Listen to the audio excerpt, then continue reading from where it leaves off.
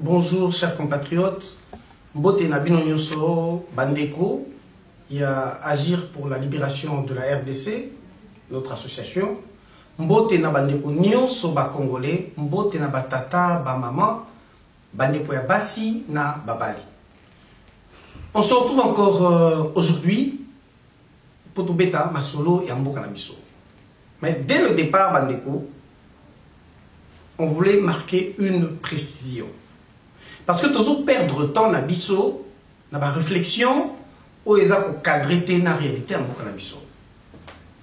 Nous ne sommes pas là pour faire l'étalage de notre intellectualisme. Bah, émission toujours ça là, même si on fait quelques analyses, mais on a un objectif moko. C'est-à-dire que Congolais nyonso, na Congolaise nyonso, ameka pour comprendre réalité à Mboka na biso, ou toujours vivre l'élo. La situation dramatique de notre pays.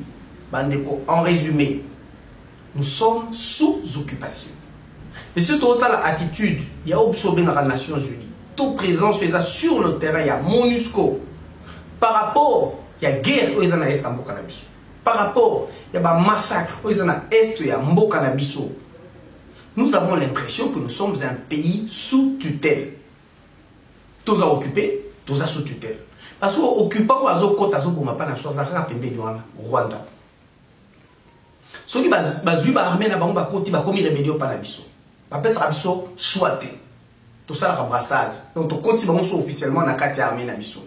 Mais tant ba kota na kati armée na biso ba obéissara ka na mboka na bango. Et mugobe ba olinga ba longwe na kati armée ba kei sous côté ba bomba bande oboma. Vous voulez un exemple? Mon canton qui m'a armé na biso. Ba bien déserteur. Moutoua qui m'a armé, officier, le colonel Makanika, qui est un surnom. Bon, on va na del bazan comme Gaston, ba Willy, en trois fois bazui comme ba anglais, bazouaka comme ba décoration baluba. Pour peuple au kutaka au Kazadi, au kutakuna ba Kalunga, au kutaba kabengele, mais sur aujourd'hui kabengele ngo mbunzu ya toi. C'est ça notre situation. Nous sommes occupés. Si on boyi que tous occupés, bon la historique à Mboka na biso. L'armée rwandaise ouganaise va bunda na mboka na biso, ba boma bato. Ba boma na est na biso, buta ba def na ba congolais, ba ba Ouganda. Ba vanda wapi. Boko bazara na ba zone na ba forêt, zone inaccessible. Oh. Si ko forêt mo inaccessible pour na biso, pour na armée na biso, pour na MONUSCO, bo ba bata makuna nde. Si ba ngo ba bi ba bomba ba zone lisusu. So botali hôtel rébellion ba ngubino ba twagenero ba ba Rwanda, protégé par nani, par Ruberwa na Nyarugabo. Pour tout le monde qui biso à tanga combo ya bato. Donc juste pour comprendre la situation et banda les lotés et banda depuis Afdel Ayaka, mais s'il a été donc ça continue et pourtant tango to bimara na balabala tango to banda ba manifestation tango bazai ko beta biso wana ba bitumba na ba policier tango pe bandeko to benga ka base bandeko bombenga ba combattant UDPS tango vous vous marchez contre quoi? Seulement contre Kabila? Tout contre la tuerie na Est, tout contre la tuerie na Mboka na biso. Lelo, est-ce que la tuerie est silité? Si vous est mati pendant que Mouto a eu pouvoir à Congolais, tout le bateau. Est-ce que vous vous retrouvez dans cette situation? Est-ce que Bandeko à Est, Boka Bango Marate, Bazaba Congolais? Non, Bazaba Congolais. Tant qu'on tuera chez nous, la lutte va continuer. Tout ça, les détails, autour ça l'émission na biso. Mais tout ça, on a nos messages moko, le col alerte. N'importe quoi dans la situation, il y a confinement, il y a un couvre-feu, à cause il y a coronavirus. Ok? Mais la mesure, qui pose le coronavirus et empêche qu'il y ait c'est vrai que les restaurants, les bars, les lieux publics, le salon de coiffure, école, niveau secondaire, humanitaire, universitaire.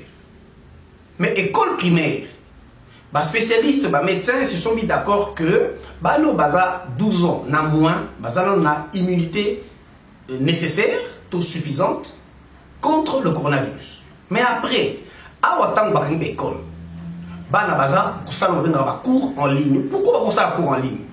L'électricité a couru katanarate. Sur un ordinateur portable, en tout cas, sinon, on a un ordinateur portable ou pas.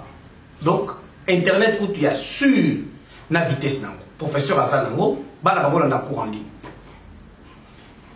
Donc, tu compares aux mesures au il y a coronavirus, il nombre déjà contaminé, ils ont attesté dans l'OMS.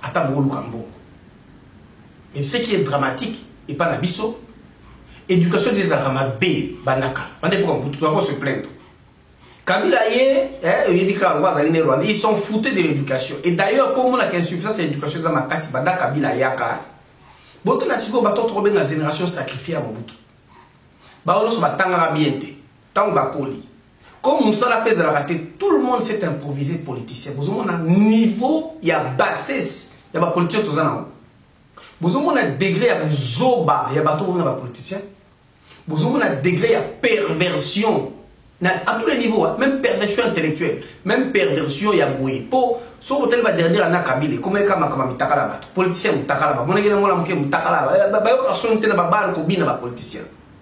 il n'y a pas d'instruction, il n'y a pas d'éducation. Ce que Félix mesure contre le coronavirus, contradiction dans le fond, même dans la forme. Vous avez une classe, ma classe, une école primaire, pas une classe. Pourquoi? Pour arrêter la propagation, il y a coronavirus. Donc, juste l'inverse, il y a eu Salamiao. Ah, attends, ma classe, l'éducation continue dans le bas, en ligne. Pas dans un ordinateur. Au moins, comment il le sert à passer? N'est pas raté ceux qui vraiment congolais au tombeau quitté, aux Taliban là trouver leur solution. Tant bien Taliban les habitués dans la diaspora. C'est-à-dire que tu as un problème dans ta maison, tu cherches la solution chez le voisin. Mais plutôt de faire bénéficier de l'éducation bien à l'heure de la modernité, surtout à l'heure de la cybernétique, à l'heure et informatique. Pour ceux qui m'ont malade dans Bokawan, ceux qui ont un contrôle, il y a une zone minière dans la Est, si on n'était pas occupé. Parce que dans la zone informatique, c'est lié à cobalt. Cobalt, dans la zone bombe à l'Est. C'est lié à coltan. Coltan, dans la zone bombe à l'Est. Pourquoi la Tangiamo? Parce que l'éducation est un bébé. Bon, tu es gratuité à l'école, bon, il y a des écoles, ils arrivent dans le village, ils ont un ordinateur, ils ont un ordinateur, ils ont un solo. Si vous avez les armes en beauté, l'éducation continue de l'éducation n'est pas de ces Katani. Ah, on va gagner classe, mais l'éducation continue. Il faut faire la différence. L'école est Kangami, l'école là va commis en ligne. Bon, bino si vous avez un courant manœuvre. Ordinateur, vous avez combien de familles sont sur les statistiques basées sur l'ordinateur à Tambo Kolanda. Bala wana ta ordinateur, attends téléphone portable. Bala boni il y a 12 ans, 10 ans, téléphone portable. Pour passer à ta cours na Zoom. Donc, vous voyez peut-être que boma éducation. N'a pas que boma, vous voyez comme que boma. Félix, pardon. Na sengo pena pardon. Papa, talasima zoamo, zata mutia malamu. Si vous avez une classe, vous avez une pardon, mais non, masama. Vous avez normal. Na bino pe biso bande konanga, ay ba kongole ta bino pe normal. Bon, base, bino pe normal, base avec des pes. Bino pe ba na ba classe. Mais avenir Yamboka, c'est l'éducation. Avenir Yamboka, c'est la jeunesse. Si vous Félix, au Kani, c'est juste l'inverse de ce qu'on a fait ici dans le pays. Ah, on a une église de Kani. On a une barre de Kani. Bien sûr, bar va dans le bina, voilà qu'on a vu ces attaques. Quand on a boutou à na moi, bazo bin l'église. Autant les mots l'église, ya oh le bar français, ça n'a pas pasteur, voilà. Ya chibo, moukout. Tala batondi. Mais yomo Félix, soi-disant nouvelle majorité. Tant de boutons dans la salle. On va dans la table ronde. Table tout à table. Donc, pour la coronavirus, on soit noté. S'il te plaît, on a un fond là, classe à bas. Classe est baby. Et baby, autrement comme il y a au Zinda. Et tu as bâti mon boulba kunda biso. L'année passée, on a classe classe bongo. C'est une branche, une partie de l'éducation, instruction ratée ou à cours basuité. On préconisait plein de pour récupérer ma cours, on a perdu. C'est 2 ans perdus. Ce sont des classe sans base de notion, c'est fini pour l'avenir. Entre-temps, quand le temps on a mis sur l'ordinateur, on a un résultat dans Rwanda. Au Cora, parce qu'il y a un ordinateur. Et puis, le gouvernement rwandais a commandé qui nous sous. Et bah, on a une école dans la province, dans le village. N'exagérons pas non plus. Pour Rwanda, ce n'est pas la perfection. C'est un image ou extérieure. So ba là et relié commune c'est normal qu'il gagne un Rwanda. Mais par exemple ba do ya ba ordinateur, ba informatiser ba bibliothèque, na ba école na ba même les universités. Bande ko biso bola sanata bibliothèque, il y a une équipe d'engeza. Si y a combien d'ordinateurs? Est-ce qu'il y a une salle d'informatique dans l'université Nabiso Unikin? Il y a combien de bibliothèques informatisées dans l'école Nabiso? Attends, l'école Nabiso, l'école pilote. Ça veut dire l'école pilote.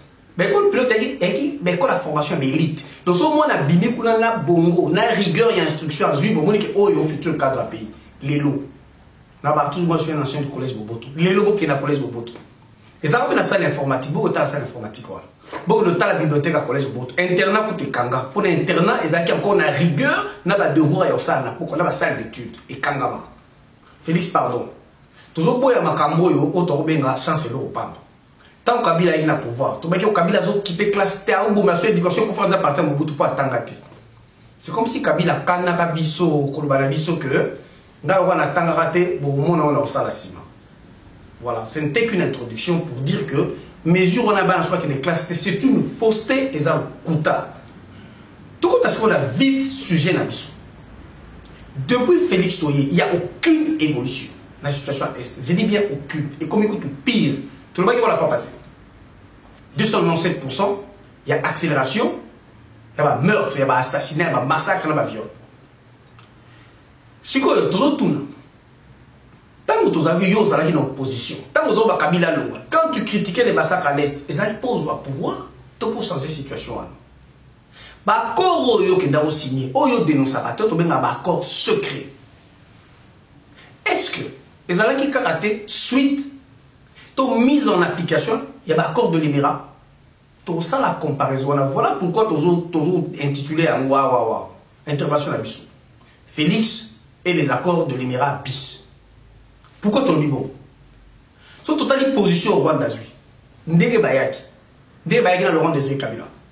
Tu as vu que Babouma qui est, tu as un accord il y a 8 points pour 3 points. Assigné qui n'a pas mon l'article 2. Oh, le sol et le sous-sol, donc ma belle na biso. Na ils en a serre ma belle na biso donc minéré. Il a quoi ba yela ka yangwana. Et comme il y a bango ya Afdel, il y a Rwanda, Uganda na Burundi. Bandeko. Au moins ils sont ngwe makambo be boko apena kanda na bitu na bino. So to le bien mo boke o vérifier. Boko type na Google. Bo bete zali accord de l'Émirat article 2. Donc mboka ya biso, sol na sous-sol ça dit quoi ma belle na biso, na ils en a serre ma belle. Diamant, or, coltan ko ba et comme il y a bango. Yango le roi des Kabila asignaka. Asina qui soutenu l'article 4, il y a accord de l'Émirat. Il y a moins de comment article 217 il y a constitution Nabiso, c'est-à-dire quoi? Au nom du panafricanisme, dans mon thème malam Nabiso, Biso, tout ça capable de céder 300 km de la frontière Nabiso. Et puis, au Yasuko Boyebi, pourquoi Félix Abel Babanyamou les Bazabandeko Nabiso? Parce que Yokana que Soro pas eu pouvoir dans Congo Kabila, a commis si Babanyamou les sur ma Congolais pour vous dire qu'il va y Congolais. Le col a balou qui est bango. Makamba on était là ba signature au yama ba makaye. So ibotali attitude à Félix. Babo mana est. Toujours mon avion, bazo ba coltan, bazo tang la son nombre ba mort. On ne peut ça sur rapport ils ont qui été pourquoi. Quels sont les accords qu'il a signés? Les lois yemo ko mutati ndiete lo ba nem le ba bande ko so comment ndeko na so quand ba toi UDPS. Quand ba cadre UDPS. Ba boleka. Bazo ko approuver. Alors justifier, tu vas être autant à Congo en mal. Donc, il y a un constitutionnaliste, c'est un professeur, on a droit constitutionnel. Il y a Pambala. Il y a Pambala. Tu ne sais même pas interpréter texte à la constitution, mais pas la constitution. C'est grave. C'est extrêmement grave. Si vous êtes dans une cam sur le plus choquant, où il vient à la télévision, où on tourne sur Amonaki, Peter Kazadi, tu vas ici quand tu tiens un combo, il y a bateau. Tu passes dans une émission à la télé. Cadre de l'UDPS, ambassadeur itinérant. Tu viens nous débiter des inepties. Donc, Marambo et Zanga Moto Namakolo. Kabila mérite d'être protégé. Bon, raisonnons par l'absurde. J'approuve. Kabila mérite d'être protégé, oui. Mais pourquoi? Pour avoir fait quoi? Pour avoir tué les Congolais. C'est tant que Bissona Biloto a manifesté, c'est pourquoi? Parce que Kabila a laissé tuer les Congolais.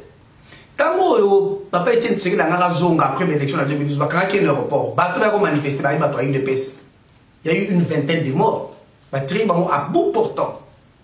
Bravo Kabila. C'est l'hôpital Kazadi. On continue.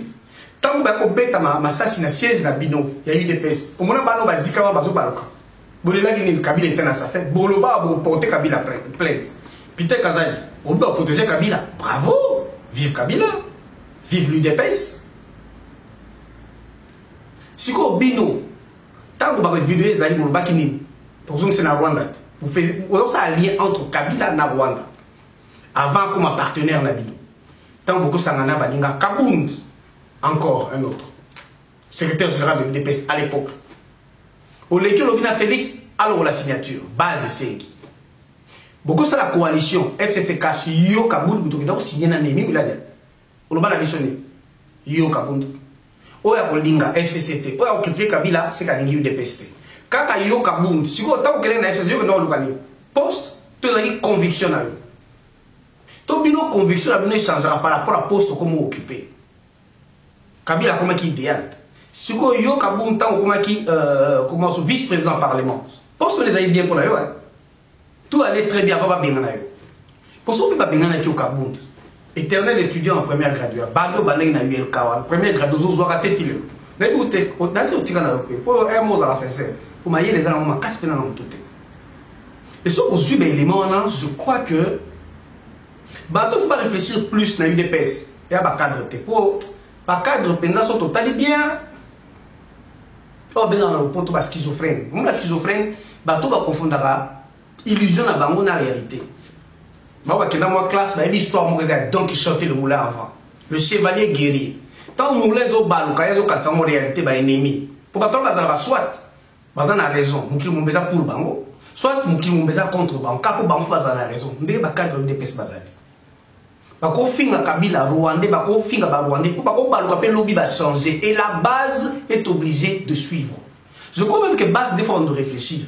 Parce qu'en conclusion, à part schizophrénie, donc, cadre de pes, trouble de comportement, les insultes, les qualifications. Bon, si vous avez insulte, vous avez pour une fois, vous avez un tamawan. Parce que bateau, bana bongo, mais tout le monde sala. Et le bien de vous avez les bolojos, sont autant de moka wana. Bino beaucoup la salade, que Congo zamboka tamaboma. Non, nous sommes dirigés par des fous. Et bah fou, on a basalan, basalan, on va avoir une union pour sacrifier la nation. Oui, moto ali bomana, moto ya djoba, so pesier munduki. C'est un acte hyper dangereux. Pas au bête à massage sans réfléchir. Voilà, vous tenez un moto et un boka, bateau, bongo, la bongo, ça n'est côté. Et juste le Rwanda, les occupants, tiki bomba zouambo, au moins le bomba yeli. Taba sa union sakeba yeli. Kambo, ba ouela kambo na poste. Tant Félix ça y est, projet à 100 jours, yibi. Mbo, yibi na mi yibi. Je cherche pas midi à 14h. Yibi mbo na projet à 100 jours. Depuis qu'il y a la présidence, le dépassement budgétaire, Azui va conseil, a élevé au avant ministre. Donc tout tourne autour de l'argent. Obama Bengi, nouvelle majorité. Mais ça va, bon, il promesse 15 000 sur qui ont voté. Donc pendant que il faut reconnaître, ces gens-là sont devenus hyper riches. Il y a si vous avez base, vous avez une base, base wana. Vous avez une base de beauté, vous avez une vie échangée. Parce que quand on parle de la crise, quand on parle de la souffrance du Congo et des Congolais, on parle de tous les Congolais, y compris vous. Y compris vous. Et surtout vous. Parce que c'est vous et nous. Bissona Poto, Binona Kinshasa. Et en ce moment-là, sauf au tali penasima, sauf au monde passion, vous et nous, on avait le même combat. Contre l'occupation, contre le massacre, contre le viol, il y a maman, koko, contre la présence des troupes étrangères, troupes rwandaises, contre la présence des officiers rwandais, le Kouta, contre l'armée, parce que Bisengi Manaza Rwandais, Eric Morimbe, Aza Rwandais, na Est Bamakanika, Bazaba Rwandais, na ba consultation à Binoa, Babizima Karara, Bayaki, Bazaba Rwandais pour preuve, Soba Bomina Mbokala, comme par rapport à Zona Mbokala. On avait le même combat. Et nous, on a continué ce combat-là.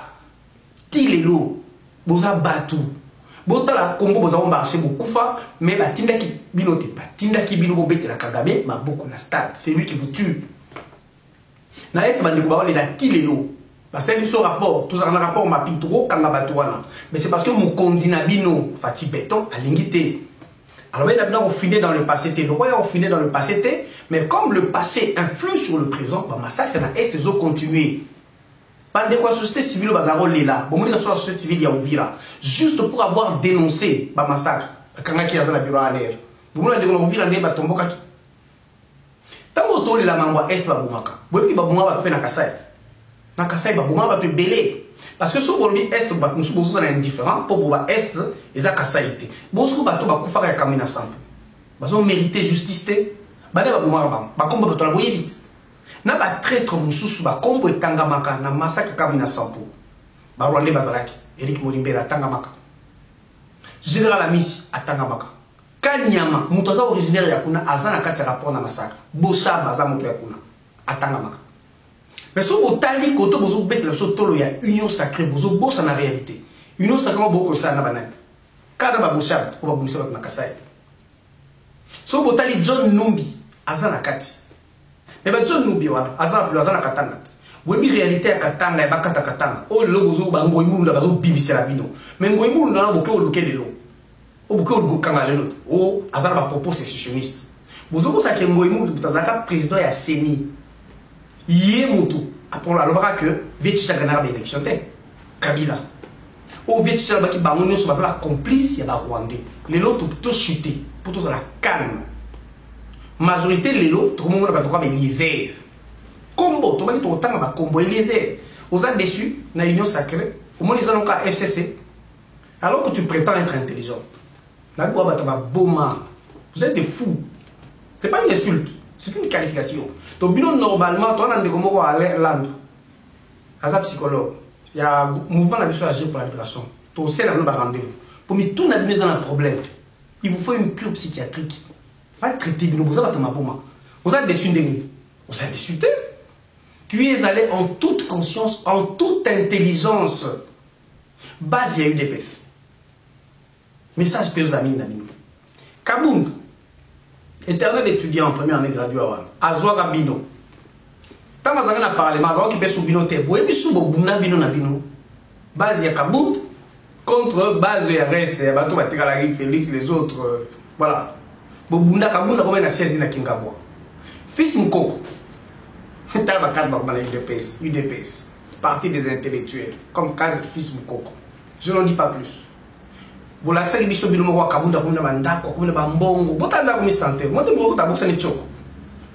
est-ce que votre vie a changé? Maintenant, vous avez un parlement, Azuka Kabino base, a Memi Bino, beaucoup de parlement. Beaucoup de parlement, mais je suis bazoka. Maintenant, après, tu as bazoka, vous allez changer l'année. Vous tikali kakawan. Et après, Kabound, dans le parlement, à Kota, ils ont nominé un parlementaire. À Bouki Bakiti, à Bundi Sibato. Plainte, il n'a même pas été interpellé dans la commission disciplinaire. Il est là que partager ma poste dans la même personne. Pour comprendre quand vous l'avez quand. Tout chuté. Car on a mis nos bases.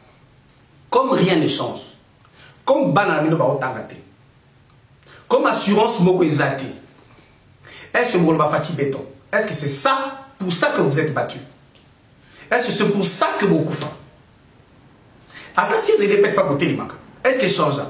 Bon, si on va venir à changer, il y a biso échangé. Pourquoi on ne devrait pas continuer à se battre?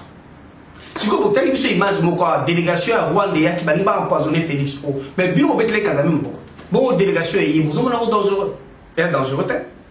Bon, dans la situation à l'élo, est-ce que vous avez raté que Rwanda les oeufs agents rwandais?